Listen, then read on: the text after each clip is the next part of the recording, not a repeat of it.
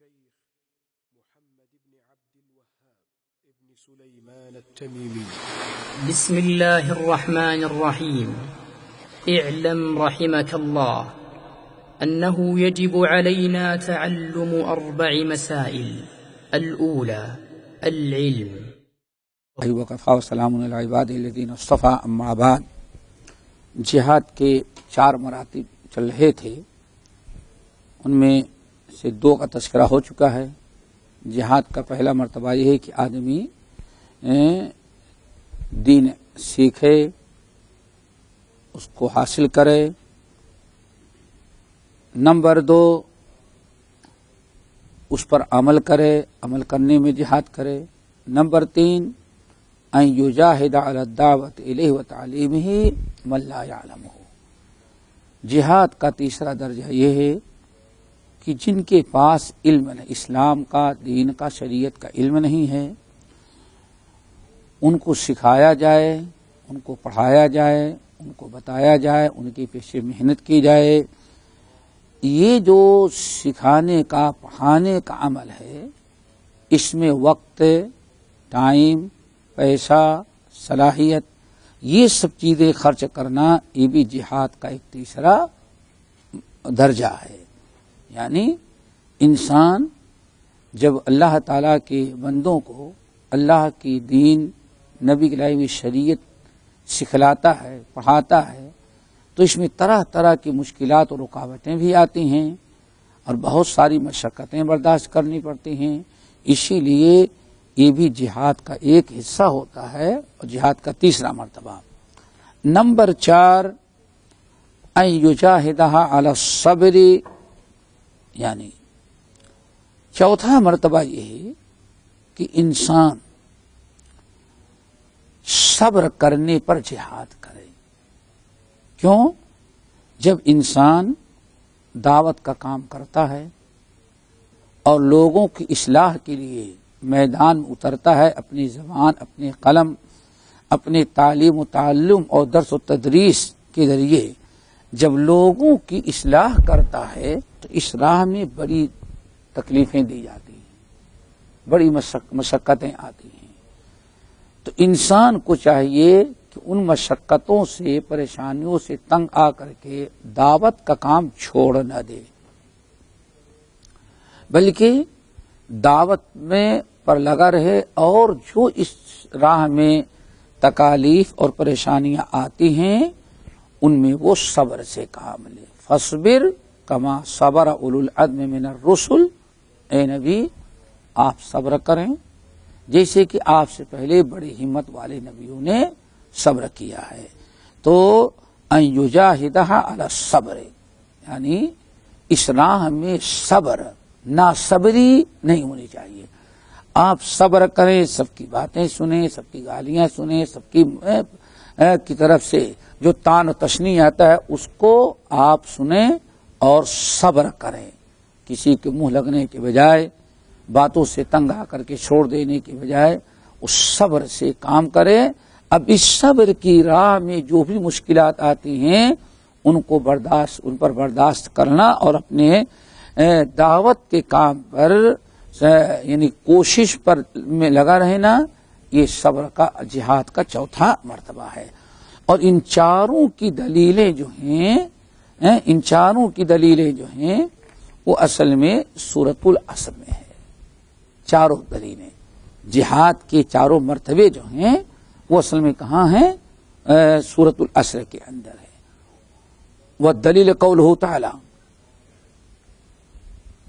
دلیل اللہ تعالیٰ کا قول، یعنی 4 مسائل جو آئے ہوئے ہیں وہ، اور یہ 4 مرتبے جو ہیں جہاد کے، اس سب کی دلیل کس میں ہے؟ وہ والعصر ان الانسان لفی خسر الا الذین آمنوا. والعصر الا الذین آمنوا، آمنوا میں یعنی اللہ کی، نبی کی معرفت، علم آ گیا. بغیر علم کے ایمان کسی کام کا نہیں، علم آ گیا. وعملوا الصالحات، علم پر عمل کرنا آ گیا، علم پر عمل کرنا. نمبر 3 وتواصوا بالحق، حق کی دعوت دینا، یعنی تیسری چیز دعوت دینا لوگوں کو. جو علم آپ نے حاصل کیا اس پر عمل کرنا وعملوا الصالحات میں آ گیا, اور دعوت دینا وتواصوا بالحق, دعوت دینا اس میں آ گیا تواصوا حق کی دعوت دینا. اور چوتھی جہاد کا چوتھا درجہ مرتبہ صبر جو ہے وتواصوا بالصبر, صبر کریں, خود صبر کریں اور غیروں کو بھی صبر کی تلقین کریں. یہی وہ چیز ہے جس میں کے متعلق اللہ نے فرمایا یا ایھا الذین آمنوا اصبروا وصابروا ورابطوا واتقوا اللہ لعلکم تفلحون. تو اس طرح سے یہ 4 مسائل جو ہے الحمدللہ وہ مکمل ہو جاتے ہیں. ہو گئے نا 4 مسائل جن کا سیکھنا واجب تھا وہ مکمل ہو گئے. اسی سورۃ العصر کے اندر یہ چاروں چیزیں آ گئی, 4 مسائل. امام شافعی رحمۃ اللہ علیہ کا قول ہے لو ما انزل اللہ حجتا علی خلق الا هذه السورۃ لکفتہم. لوگوں پر حجت قائم کرنے کے لیے اور لوگوں کی ہدایت کے لیے اگر اللہ تعالی صرف یہی کتاب یعنی سورۃ العصر نازل کر دیتا تو لکفتہم, لوگوں کے اصلاح اور لوگوں پر حجت اور دلیل کے لیے کیا تھی, یہ کافی تھے.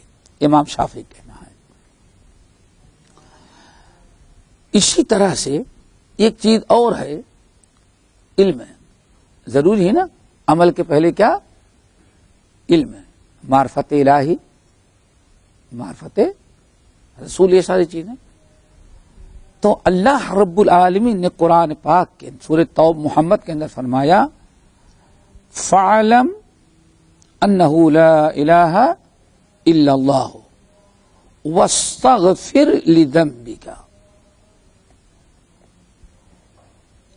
اللہ فرمانے فَاعْلَمْ, اے نبی آپ اچھی طرح سے جان لیں, اچھی طرح سے جان لیں. کیا جان لیں؟ لا الہ الا اللہ, یعنی بغیر علم کے ایمان کسی کام کا نہیں ہوتا.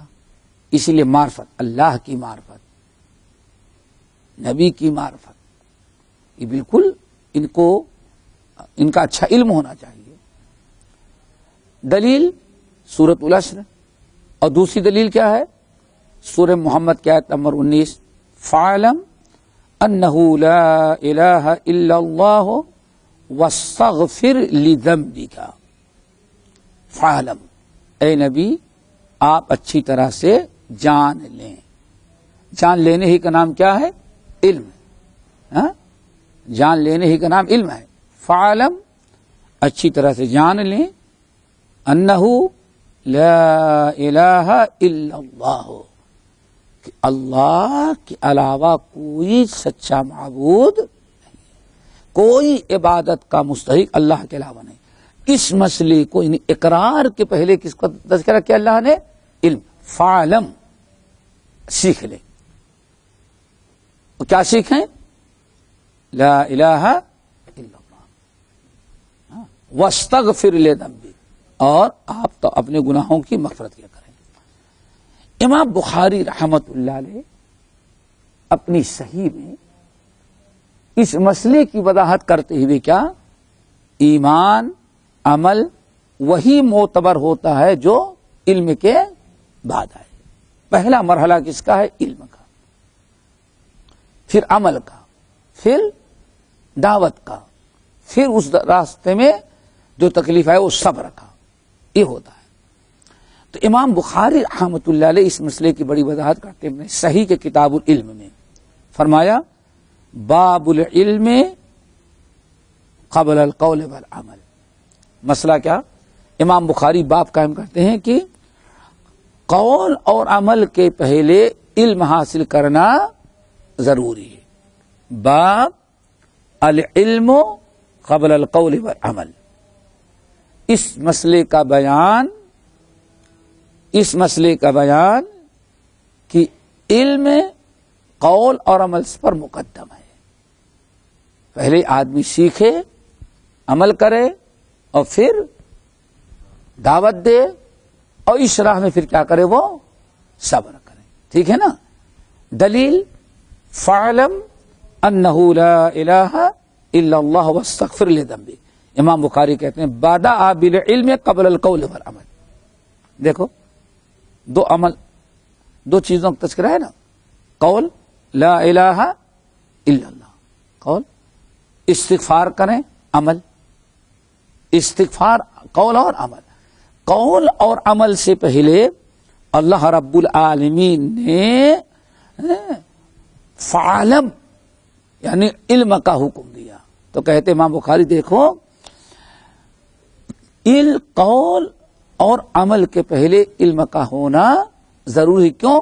اللہ نے قول اور عمل کے پہلے علم کا حکم دیا. فعلم انہ لا الہ الا اللہ واستغفر لذنبک. تو اس طرح سے یہ 4 مسائل یہاں ختم ہوئے. اب اس کے بعد دوسری چیزیں, یہ تو چاروں پورے ہو گئے نا, مکمل ہو گئے. اب آئیے ہیڈنگ المسائل الثلاثہ, 3 مسئلے اور.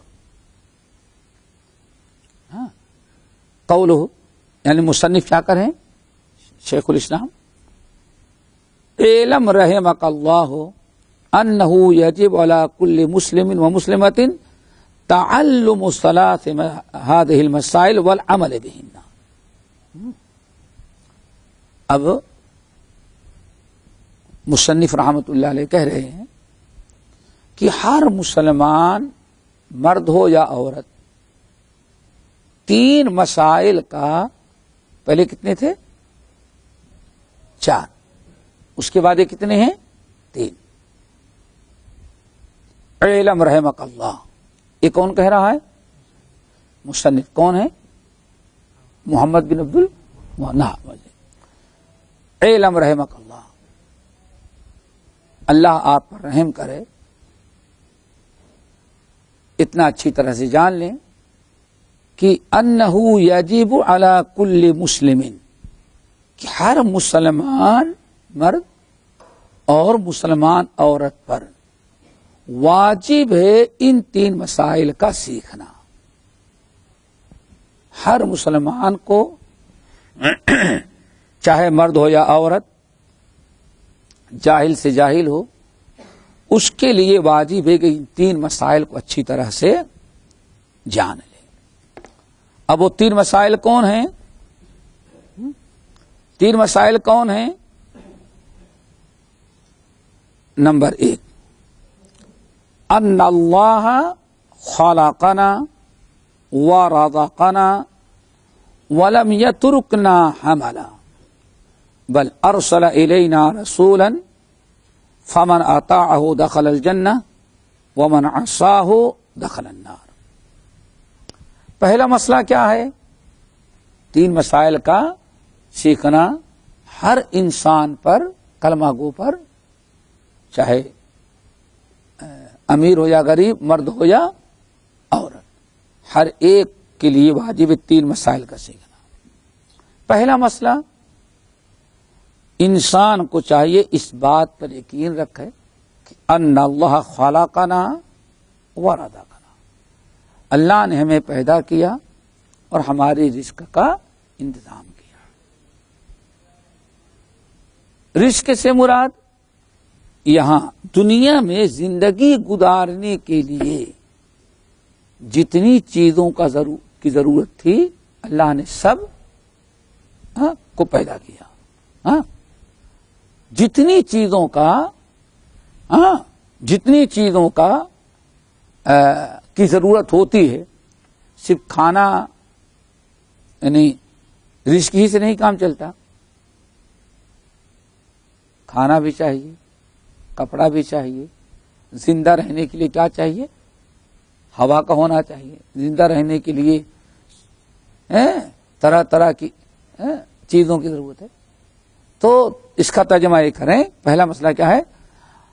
ان اللہ خلقنا ورزقنا, یقیناً اللہ تعالیٰ نے ہم تمام انسانوں جنوں کو پیدا کیا، ہمارے رزق اور تمام سامان کا انتظام کیا. ولم یترکنا حملا، اور اس نے ہمیں بیکار پیدا نہ کیا، بل ارسل الینا رسولا فمن اطاعہ، جو اس کی اطاعت کریں گے وہ جنت میں جائے گا، اور جو ان کی اطاعت نہیں کرے گا وہ کہاں جائے گا؟ جہنم میں جائے گا. یہ سب سے پہلے آئے. سب سے پہلی چیز کیا؟ اللہ تعالیٰ نے ہم کو پیدا کیا، اور پیدا کرنے کے بعد ہمارے رزق کا انتظام کیا، ہم کو بیکار نہیں چھوڑا. سمجھیے نا. اب دلیل، اس کی دلیل، انا ارسلنا الیکم رسولا شاہدا علیکم کما ارسلنا الی فرعون رسولا فعصى فرعون الرسول فاخذناہ اخذا وبیلا. دیکھیں دلیل پہلے کیا ہے؟ اللہ نے ہم کو پیدا کیا اور ہمارے رزق کا انتظام کیا، ہم کو بیکار نہیں چھوڑا، بلکہ ہماری ہدایت کے لیے کیا بھیجا؟ رسول. بس رسول بھیجنے کے بعد اب اللہ تعالیٰ کا فیصلہ کیا ہے؟ فمن اطاعہ، جو رسول کی اطاعت کیا جنت میں گیا، اور جو رسول کی نافرمانی کیا وہ جہنم میں گیا. یہ مسائل ہیں. اس کی دلیل کیا ہے؟ سورۃ بنی اسرائیل، سورہ مزمل کی آیت نمبر 15 اور 16. فرمایا انا ارسلنا الیکم رسولا شاہدا علیکم. اے مکے والو، اس سورہ مزمل کی آیت ہے. ابھی مکے ہی میں مسلمان تھے، ابتدائی دور کی آیات ہیں، ورنہ پوری دنیا کے لوگ. انا ارسلنا الیکم رسولا، ہم نے تمہاری طرف بھیجا ہے ایک رسول. رسول سے مراد یہاں محمد صلی اللہ علیہ وسلم. ہم نے آپ کی طرف، مکے والوں یا دنیا والوں، ہم نے تمہاری طرف اپنا ایک رسول محمد صلی اللہ علیہ وسلم کو مبعوث فرمایا، بھیجا ہے. کما ارسلنا الی فرعون رسولا، جیسے ہم نے فرعون کی طرف اپنا رسول موسیٰ کو بھیجا تھا. تشبیہ بھی دے رہا.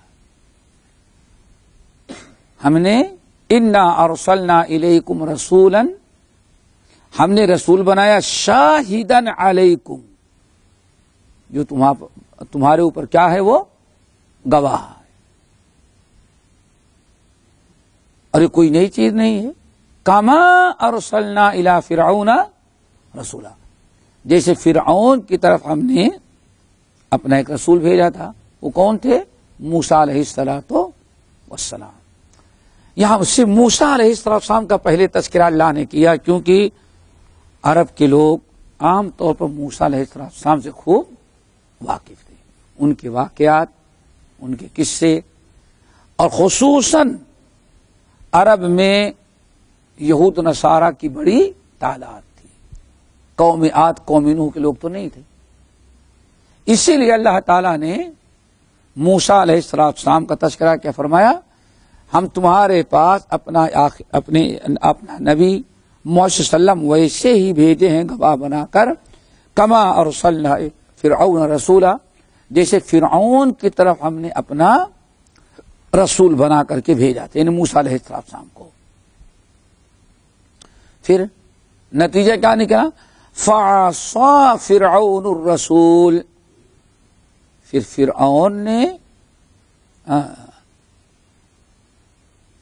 نے رسول کی نافرمانی. فعصى فرعون الرسول، فرعون نے ہمارے بھیجے ہوئے رسول موسیٰ علیہ السلام کی نافرمانی کیا.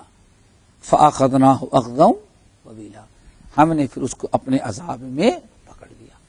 دیکھو یہاں اللہ رب العالمین نے نبی علیہ السلام اور اس سے پہلے انبیاء کے بھیجنے کی خبر دی کہ ہم پیدا کر کے یوں ہی بیکار نہیں چھوڑ دیتے کہ جو چاہے پڑھیں کریں، کوئی حلال حرام اللہ تعالیٰ کی عبادت بتانے والا، توحید بتانے والا، آخرت کی دعوت دینے والا کوئی کسی کو نہ بھیجے. نہیں، ہم نے پیدا کیا تم کو، اور پیدا کرنے کے بعد یہ بھی یاد رکھنا کہ ہم نے بیکار پیدا نہیں کیا. پورا ہو گیا، پھر کیوں نہیں بتایا؟ ہاں بولے تھے